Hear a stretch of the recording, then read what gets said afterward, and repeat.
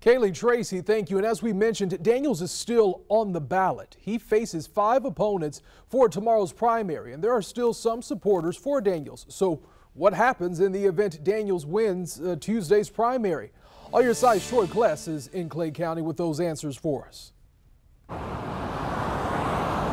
Not far down from the sheriff's office, you can see campaign signs for multiple sheriff office candidates, including Darryl Daniels. But Governor Ron DeSantis' office tells me that Daniels' suspension will remain in effect even if he does win Tuesday's primary. Now, regardless of the political outcome, a local political science professor says that the crowded field paired with the charges against Daniels doesn't help his re-election chances.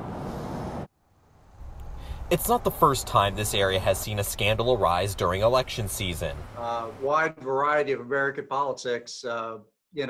People who are currently or were under indictment or headed to prison have gotten elected. Dr. Matthew Corrigan, a dean at Jacksonville University, has taught political science for more than 20 years and has his eyes on the crowded race for Clay County Sheriff. Incumbent Darryl Daniels is still in the race despite facing 4 criminal charges. In a video since taken down by the sheriff's office, Daniels questioned the timing of his arrest on Thursday. Why today? Why couldn't it wait?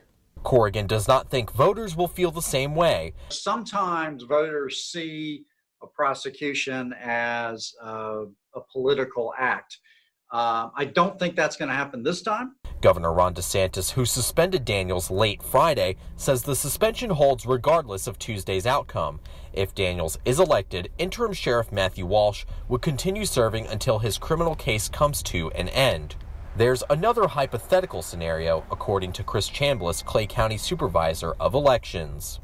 If the sheriff was found guilty and it was 28 months or less, then the governor would order potentially a special election.